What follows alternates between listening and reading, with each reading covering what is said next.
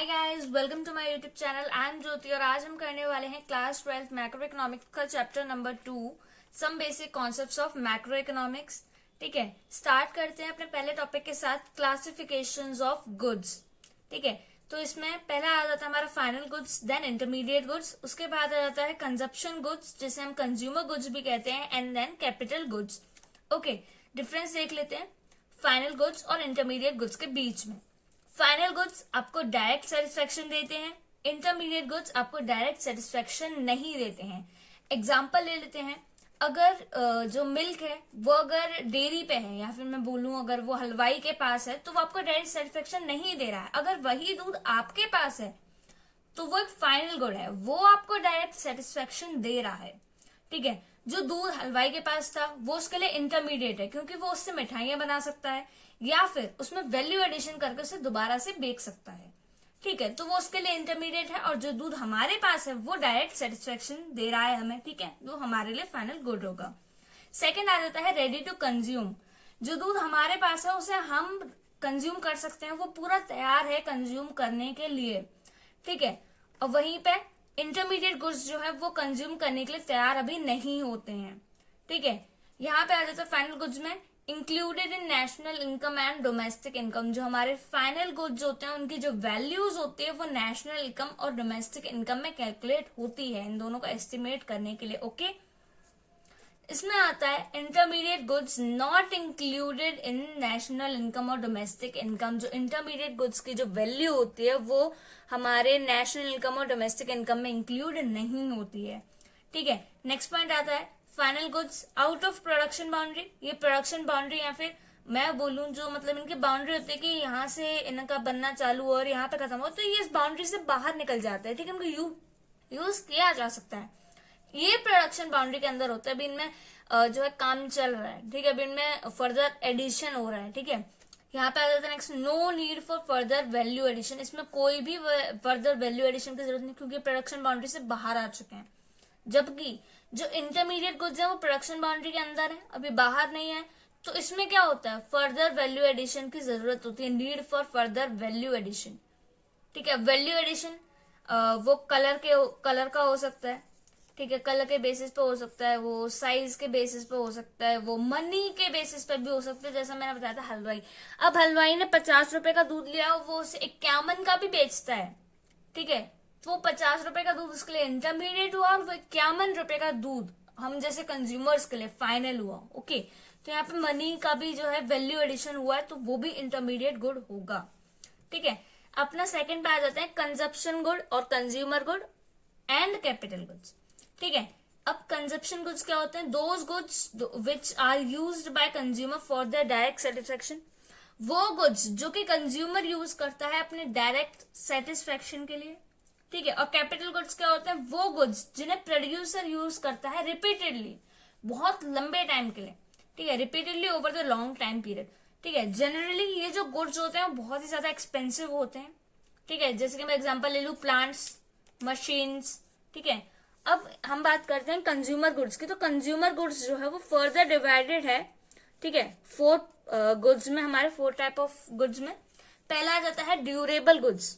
Durable goods used for more than 1 year. Example जो हमारे electrical जो हमारे अप्लायंसेज होते हैं, ठीक है, जैसे कि मैं वॉशिंग मशीन बोल दूं। ठीक है, दूसरा आता है हमारा सेमी ड्यूरेबल गुड्स। ये इन गुड्स को 6 महीने से 1 साल के बीच तक ही इस्तेमाल किया जा सकता है। एग्जाम्पल हमारी क्रॉकरीज हो गई। ठीक है, 6 महीने के बाद, 4-5 महीने के बाद आपने देखा वो झड़ना शुरू कर देती है। ठीक है, तो वो सेमी ड्यूरेबल गुड्स है। आता है नेक्स्ट हमारा नॉन ड्यूरेबल गुड्स। इसको सिर्फ सिंगल यूज, ये सिर्फ सिंगल यूज के लिए होते हैं, जैसे कि फूड आइटम्स। ठीक है, सर्विसेज, ये हमें डायरेक्ट सर्विसेज प्रोवाइड करते हैं, मतलब कंज्यूमर को जो डायरेक्ट सर्विसेज प्रोवाइड करी जाती है। ठीक है, example teacher, lawyer, doctor. Okay, next topic पे चलते हैं अपने। नेक्स्ट हमारा आता है concept and components of consumption expenditure.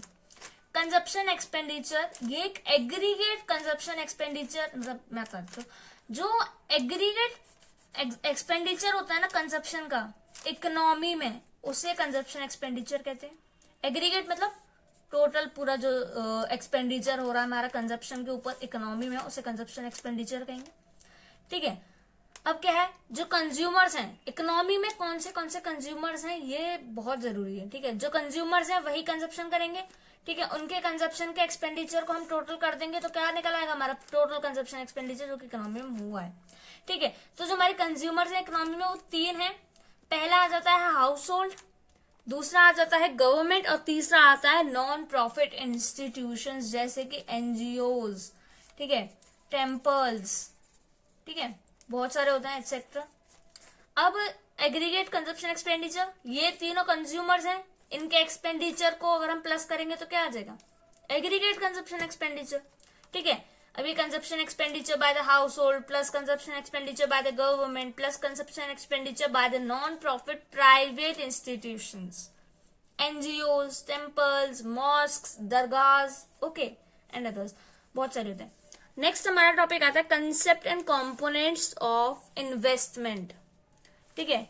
Investment क्या है, ये कैपिटल फॉर्मेशन है, ठीक है, या फिर मैं बोलूं जो इंक्रीज होता है कैपिटल के स्टॉक में।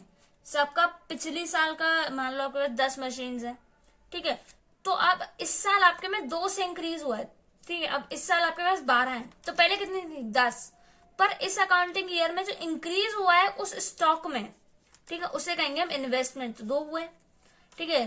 That increase the stock of capital, a process that increase the stock of capital, okay. अब जो 2 स्टॉक हमारे कैपिटल में इंक्रीज हुए हैं, वो जो प्रोसेस था उसको इंक्रीज करने का, उसको कहते हैं इन्वेस्टमेंट, ठीक है। इन्वेस्टमेंट क्या होता है, यहाँ पे I is equals to change in K, ठीक है।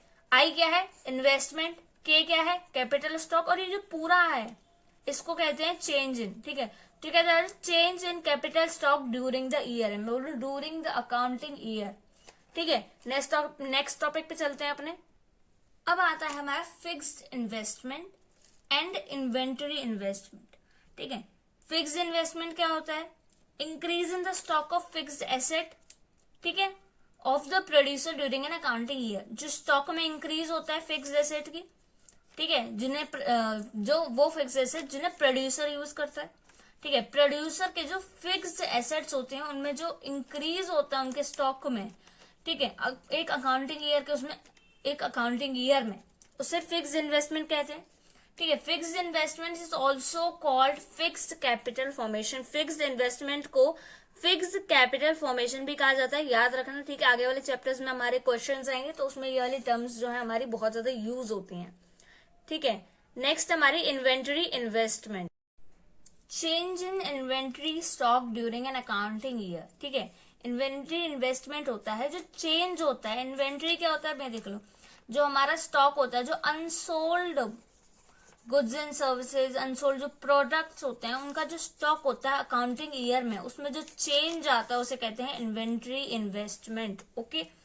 ये जो है जैसे मान लो आपका इस साल जो प्रोडक्ट बना वो 100 बना है, उसमें से आपका 75 सोल्ड हो गया, 25 बचा है, तो मे बी ये जो 25 है वो नेक्स्ट ईयर सोल्ड होगा, ठीक है। तो ये जो अनसोल्ड प्रोडक्ट्स होते हैं उसमें जो चेंज, अनसोल्ड प्रोडक्ट्स मतलब इन्वेंटरी के स्टॉक में जो चेंज आता है अकाउंटिंग ईयर में, उसे कहते हैं इन्वेंटरी इन्वेस्टमेंट, ठीक है। इसी में हमारा टॉपिक आता है gross investment, net investment and the concept of depreciation, ठीक है। देख लेते हैं नेट इन्वेस्टमेंट और ग्रॉस इन्वेस्टमेंट क्या होता है। ग्रॉस इन्वेस्टमेंट, इसमें क्या है, वो एक्सपेंडिचर्स होते हैं जो प्रोड्यूसर करता है न्यू एसेट्स के परचेज के लिए और उनके रिप्लेसमेंट के लिए, जो एग्जिस्टिंग स्टॉक्स हैं उनके रिप्लेसमेंट के लिए, और मैं बोलूँ तो न्यू एसेट्स के परचेज के लिए during an accounting year. Accounting year के हिसाब से हम पूरी इकोनॉमिक्स पढ़ते हैं, ठीक है, मंथली नहीं पढ़ते हैं, 2-3 साल का एक साथ नहीं पढ़ेंगे, अकाउंटिंग ईयर, ठीक है। याद रखना जो हमारा 1 अप्रैल से स्टार्ट होता है, ठीक है, और 31 मार्च तक होता है, ओके। तो ये जो हमारा ये होता है इसको हम कहते हैं 1 अकाउंटिंग ईयर, ठीक है। तो ये जो हो रहा था यहाँ पे एक्सपेंडिचर जो हो रहा था प्रोड्यूसर के द्वारा न्यू एसेट्स के परचेज के लिए और एग्जिस्टिंग एसेट्स के रिप्लेसमेंट के लिए, उसे हम ग्रॉस इन्वेस्टमेंट कहते हैं। और नेट इन्वेस्टमेंट होता है वो एक्सपेंडिचर जो प्रोड्यूसर सिर्फ और सिर्फ न्यू एसेट को परचेज करने के लिए करता है, ना कि उनके एग्जिस्टिंग जो एसेट्स होते हैं उनके रिप्लेसमेंट के लिए, ठीक है। नेक्स्ट पॉइंट आ जाता है जो हमारा ग्रॉस इन्वेस्टमेंट है उसमें डेप्रिसिएशन जो है इंक्लूड होता है, रिप्लेसमेंट इन्वेस्टमेंट यानी कि डेप्रिसिएशन, ठीक है, क्योंकि यहाँ पे रिप्लेसमेंट कर रहे थे हम एग्जिस्टिंग एसेट्स का, ठीक है, एक्सपेंडिचर हो रहा था रिप्लेसमेंट के लिए, यहाँ पे एक्सपेंडिचर रिप्लेसमेंट के लिए नहीं हो रहा था, तो यहाँ पे रिप्लेसमेंट इन्वेस्टमेंट ऐड नहीं होती है, ठीक है, यानी कि डेप्रिसिएशन यहाँ पे जो है वो ऐड नहीं होती, ठीक है, और यहाँ पे ऐड होती है, ठीक है। नेक्स्ट पॉइंट पे चलते हैं अपने। नेक्स्ट हमारा पॉइंट आ जाता है does not show net addition to the existing capital stock. ये क्या था हमारा, ग्रॉस इन्वेस्टमेंट वाला था और ये हमारा नेट इन्वेस्टमेंट वाला था, ठीक है, नेट याद रखना, मैं पूरा नहीं लिख रही हूँ, ठीक है। तो यहाँ पे क्या हो रहा था, ये नेट एडिशन जो होता है ना एग्जिस्टिंग कैपिटल स्टॉक में उसको शो नहीं करता है, और जो हमारा नेट इन्वेस्टमेंट है वो उस एडिशन को शो करता है जो एग्जिस्टिंग कैपिटल स्टॉक में होता है, ठीक है। इसमें आ जाता है gross investment is equal to net investment plus depreciation. अभी हमने पीछे भी पढ़ा था कि वहां पे डेप प्लस हो रही है यानी कि रिप्लेसमेंट इन्वेस्टमेंट प्लस हो रही थी, और नेट इन्वेस्टमेंट में रिप्लेसमेंट कॉस्ट जो थी, रिप्लेसमेंट इन्वेस्टमेंट जो थी वो प्लस नहीं हो रही थी, तो इसलिए gross investment is equal to net investment plus depreciation, और net investment is equal to gross investment minus depreciation. Okay, इसी के अंदर हमारा आ जाता है concept of depreciation. Depreciation is the loss of value of fixed asset in use on account of, okay। अब ये क्या होता है, ये जो फिक्स्ड एसेट की वैल्यू में जो लॉस होता है ना उसको डेप्रिसिएशन कहते हैं। एग्जाम्पल देकर बताती हूँ, जैसे आपने एक कार खरीदी, ठीक है, आपने उस शोरूम से 5,000 की खरीदी, 5,000 थोड़ा भारी कम हो गया, 5 लाख की खरीदी, ठीक है। अब आप उसे घर पे आकर के 1-2 महीने बाद देखते हो तो वो 5 लाख की नहीं बिकती है, भले आपने वो चलाई नहीं, वो खड़ी हुई है, ठीक है, बिल्कुल भी आपने हिलाई नहीं, पर वो 5 लाख की नहीं बिकती, 4,80,000 की बिकती है। तो ये जो 20,000 का जो हमें लॉस हुआ है इस कॉस्ट को कहते हैं डेप्रिसिएशन, ठीक है। अब ये in the use of in use on account of, ठीक है, अभी 3 तरह से होती है। पहला नॉर्मल वियर एंड टीयर, दूसरा एक्सीडेंटल डैमेजेस, तीसरा एक्सपेक्टेड ऑब्सोलेंस, ठीक है। अब ये सारी चीजें हम आगे बढ़ेंगे, ठीक है। इसी में एक और टॉपिक हमारा आ जाता है, मतलब डेप्रिसिएशन वाले में आ जाएगा भी एक्सपेक्टेड ऑब्सोलेंस, अनएक्सपेक्टेड ऑब्सोलेंस, ठीक है, और भी बहुत सारे डिफरेंसेस। अब देख लो, डेप्रिसिएशन को जो है हम कंजप्शन ऑफ फिक्स्ड कैपिटल भी कहते हैं। इस टर्म को भी आपको याद रखना है, नेक्स्ट चैप्टर में हमारे जो क्वेश्चंस आएंगे उनके लिए ये टर्म भी बहुत ज्यादा इंपॉर्टेंट है, बहुत बार यूज होती है। आपको डायरेक्ट डेप्रिसिएशन नहीं दिया जाएगा, कंजप्शन ऑफ फिक्स कैपिटल दिया जाता है, ठीक है। इसमें आ जाता है पहला हमारा एक्सपेक्टेड ऑब्सोलेंस और अनएक्सपेक्टेड ऑब्सोलेंस। एक्सपेक्टेड ऑब्सोलेंस क्या होता है, जो फिक्स एसेट की वैल्यू में जो फॉल आता है ना टेक्निकल और डिमांड के चेंज की वजह से, उसे हम एक्सपेक्टेड कहते हैं, ठीक है। और जो चेंज आता है वैल्यू में, जो फॉल होता है वैल्यू में फिक्स एसेट की, वो नेचुरल क्लैमिटीज की वजह से हो या फिर इकोनॉमिक रिसेशन की वजह से, तो उसे हम अनएक्सपेक्टेड ऑब्सोलेंस कहते हैं। नेक्स्ट पॉइंट इसमें हमारा जाता है एक्सपेक्टेड वाले में, it is a part of depreciation, ये डेप्रिसिएशन का पार्ट है ऑब्वियसली, ठीक है, क्योंकि यहाँ पे जो वैल्यू है फॉल हुई है वो टेक्नोलॉजी की वजह से।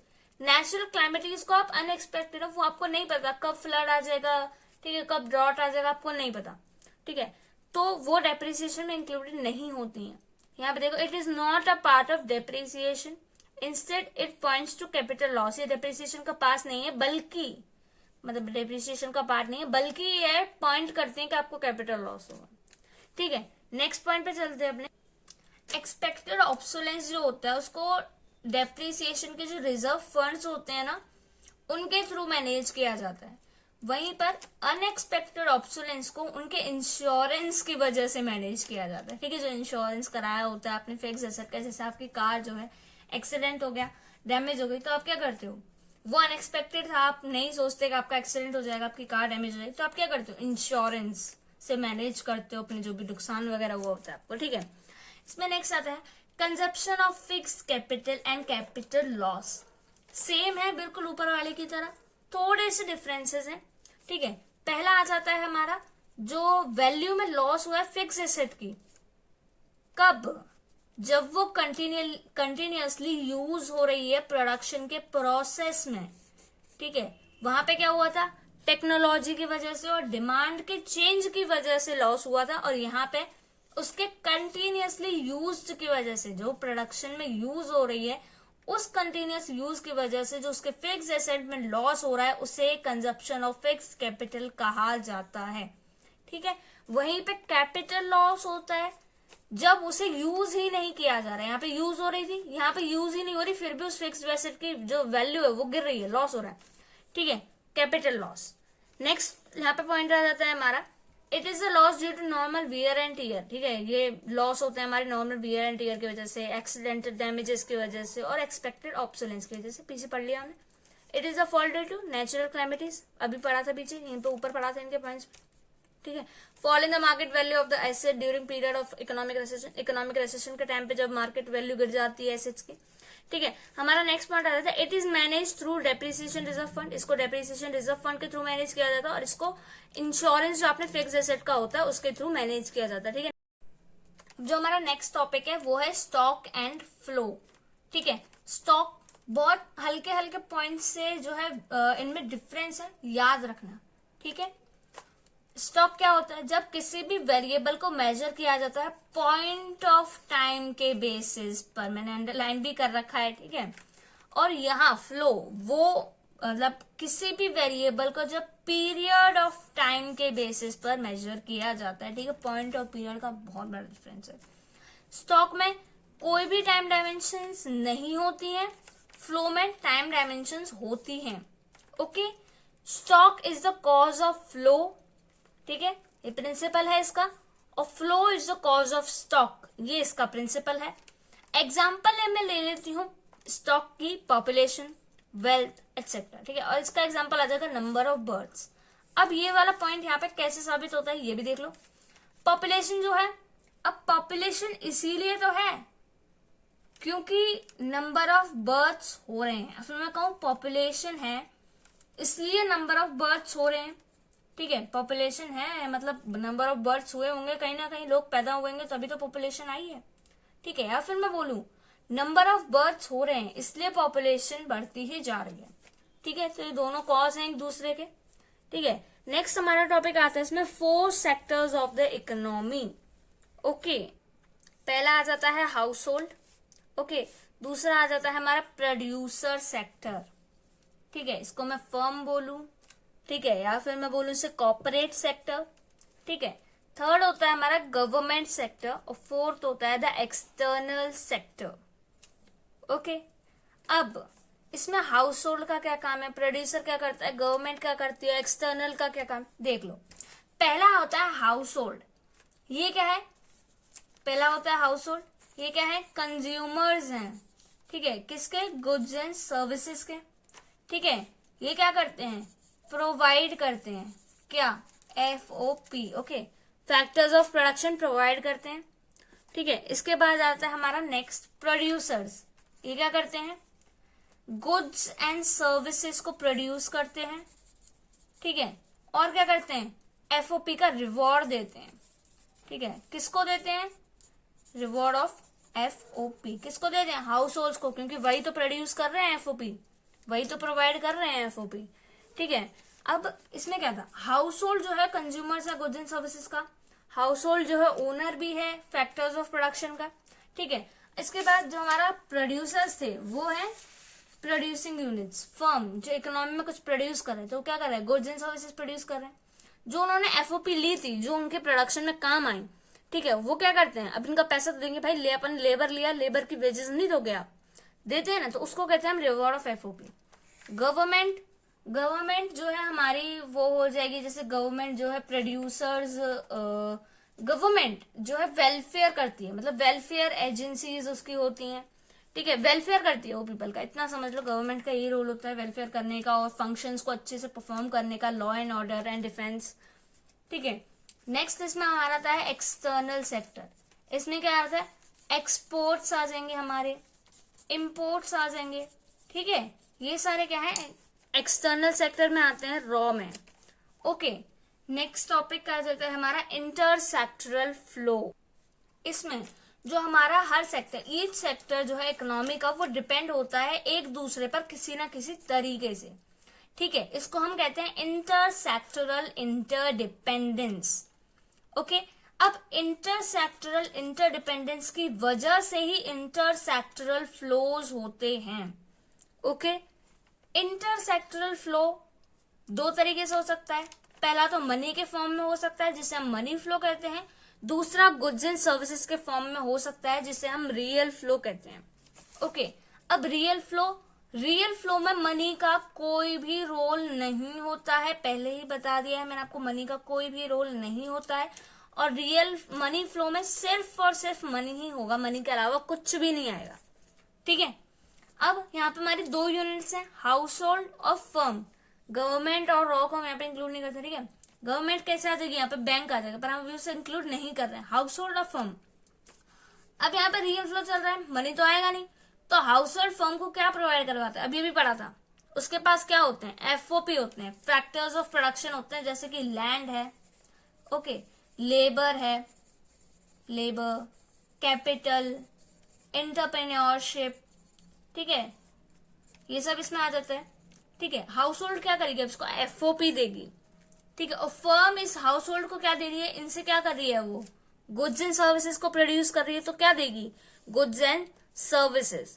ठीक है, वहीं पे मनी फ्लो की बात करते हैं, तो अब हाउस होल्ड्स को यहाँ पे गुड्स एंड सर्विसेज मिली थी, तो वो पैसा तो देंगी भाई। मैंने अगर जाकर के दुकान से ब्रेड खरीदा है तो मेरे को क्या देना पड़ेगा, उसका खर्चा, कितना ब्रेड का जो कॉस्ट है, तो वो जो कंजप्शन एक्सपेंडिचर है वो मैं दूंगी किसको, फर्म को, वो इनडायरेक्टली फर्म को मिलेगा।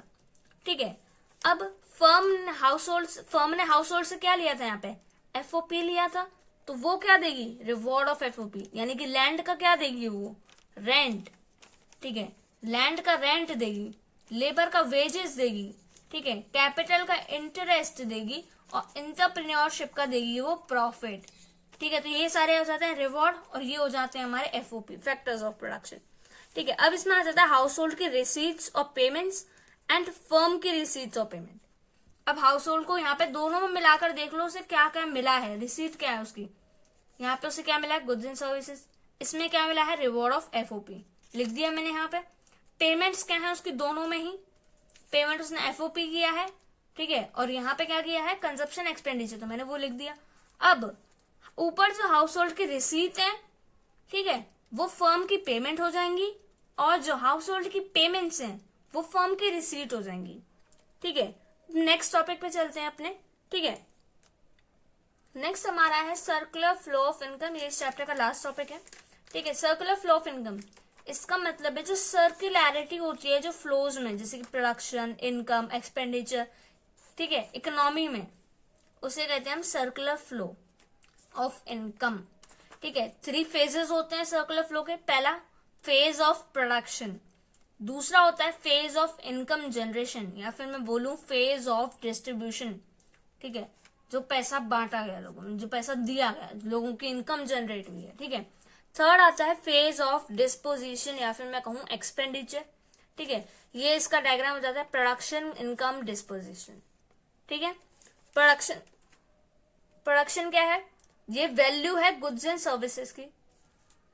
ठीक है, production is equals to income generation और is equals to expenditure in terms of C and I. इसको हम आगे पढ़ेंगे, कंजप्शन एंड एक्सपेंडिचर है यहाँ पे। ठीक है, इसको आगे पढ़ेंगे। ठीक है, तो value of goods and services क्या है यहाँ पे, प्रोडक्शन में गुड्स एंड सर्विसेज। अब वैल्यू कैसे आएगी उसकी, इनकम और एक्सपेंडिचर। लोगों की जितनी इनकम होती है उतने ही खर्चे होते हैं। ठीक है, तो वही है, आगे इसे एक्सप्लेन करेंगे। इसको ट्रिपल आइडेंटिटी भी कहा जाता है, कैसे, आगे देखेंगे। तो हमारा जो सर्कुलर फ्लो है, सर्कुलर फ्लो मॉडल इन 2 सेक्टर इकोनॉमी। ठीक है, इस मॉडल से, जो 2 सेक्टर इकोनॉमी का जो मॉडल है सर्कुलर फ्लो का, इससे हम समझेंगे कि कैसे इसे ट्रिपल आइडेंटिटी भी कहा जाता है। ठीक है, यहाँ पे हमने फिर से 2 यूनिट्स ली हैं। पहले बता देती हूँ कि इस मॉडल की एजम्पशंस क्या हैं। यहाँ पे सिर्फ 2 सेक्टर्स हैं, हाउस होल्ड एंड फर्म। ठीक है, सेकेंड, यहाँ पे कोई भी सेविंग्स नहीं हो रही हैं, जितना जो हाउस होल्ड है वो स्पेंड करेगी अपनी पूरी इनकम को। ठीक है, सेविंग्स नहीं हो रही है। थर्ड, डोमेस्टिक इनकम जो है, हमारी डोमेस्टिक जो इकोनॉमी है वो क्लोज है। ठीक है, यहाँ पे कोई भी एक्सपोर्ट्स और इम्पोर्ट्स नहीं हो रहे हैं जब हम इस इकोनॉमी को पढ़ रहे हैं, 2 सेक्टर इकोनॉमी को। ठीक है, फोर्थ हो जाता है हमारा no government is domestic economy, government है ही नहीं डोमेस्टिक इकोनॉमी में। ठीक है, अब पढ़ते हैं कि इसमें है क्या। ठीक है, तो फर्म और हमारा जो हाउस होल्ड है, अब फर्म ने हाउस होल्ड को क्या दिया था, goods and services. House hold ने फर्म को क्या दिया था गुड्स एंड सर्विसेज के बदले, कंजप्शन एक्सपेंडिचर। ठीक है, और हाउस होल्ड ने फर्म को क्या दिया था, एफओपी। फर्म ने हाउस होल्ड को क्या दिया था, रिवॉर्ड ऑफ एफओपी। ठीक है, इतना समझ गए। ऑब्जर्वेशंस क्या है हमारी इसकी। ठीक है, पहला है फैक्टर पेमेंट्स जो थी हमारी वैल्यू एडिशन के बराबर थी। ठीक है, फैक्टर पेमेंट्स क्या है, जो हमारी रिवॉर्ड जो हमने दिया है, फैक्टर जो पेमेंट किया, ठीक है, वो किसके बराबर है, वैल्यू एडिशन, जितना हमारा प्रोडक्ट बना है। ठीक है, वैल्यू ऑफ आउटपुट। ठीक है, वैल्यू ऑफ आउटपुट पूरा आ गया इसमें। ठीक है, माइनस इंटरमीडिएट कंजप्शन आ जाता है। ठीक है, माइनस आईसी, ये आगे बताऊंगी मैं आपको। ठीक है, आगे वाले चैप्टर्स में सारे फॉर्मूले आ जाएंगे आपके। ठीक है, अब इतना समझ लो, वैल्यू ऑफ एडिशन क्या है, value of output minus intermediate consumption. ठीक है, फैक्टर पेमेंट्स हो गया वो। अब ये इसके इक्वल है 10, जो हमारी वैल्यू एडिशन है वो कन्वर्ट हो जाएगी किसमें, फैक्टर इनकम में। जो वैल्यू एडिशन थी हमारी वो किसमें कन्वर्ट हो गई, फैक्टर इनकम में। ठीक है, सेकंड आ जाता है हमारा total production is equal to total expenditure. अभी हमने एज्यूम किया था कि जो हम कमाएंगे वो हम गवाएंगे। ठीक है, जो हमारा टोटल प्रोडक्शन हुआ है मतलब उतना ही एक्सपेंडिचर किया गया था तभी उतना प्रोडक्शन हुआ है। ठीक है, या फिर मैं बोलूं जितना प्रोडक्शन हुआ है उतना ही एक्सपेंडिचर। ठीक है, 10 जो इनकम है वो एक्सपेंडिचर के बराबर हो जाएगी। इनकम कन्वर्टेड इनटू एक्सपेंडिचर, अभी हमने ऊपर एजम्पशंस में भी पढ़ा था। ठीक है, थर्ड हमारा पॉइंट आ जाता है इसमें जो वैल्यू एडिशन है। ठीक है, वो इनकम जनरेटेड के इक्वल हो गई, इज इक्वल टू इनकम। यहाँ पे पढ़ा था वैल्यू एडिशन किसके इनकम किसके इक्वल हो गई, फैक्टर इनकम। ठीक है, या फिर मैं बोलो इनकम जनरेटेड। ठीक है, और यहाँ पे इनकम किसके इक्वल हो गई, एक्सपेंडिचर के लिए, एक्सपेंडिचर के, इसलिए हमने यहाँ पे लिख दिया value addition is equals to income generated equals to expenditure. Hence इसको ट्रिपल आइडेंटिटी बोला जाता है। Hence the triple identity proof हो गई ना भाई, ट्रिपल आइडेंटिटी प्रूफ हो गई, value addition is equals to income generated is equals to expenditure. Okay, इसके सिग्निफिकेंस क्या है सर्कुलर फ्लो मॉडल के। पहला, इसको नेशनल इनकम के एस्टिमेशन के लिए यूज किया जाता है। दूसरा, हमें इंटरसेक्टरल इंटरडिपेंडेंस की जो है नॉलेज हुई है। ठीक है, तो हमारे चैप्टर यहाँ पे फिनिश होता है। So if you like this video please share with friends and subscribe to my channel. अगर कोई डाउट बचा है तो मुझे कमेंट करके बता देना, मैं नेक्स्ट वीडियो डालने से पहले आपका डाउट क्लियर कर दूंगी। So till then bye bye, happy learning.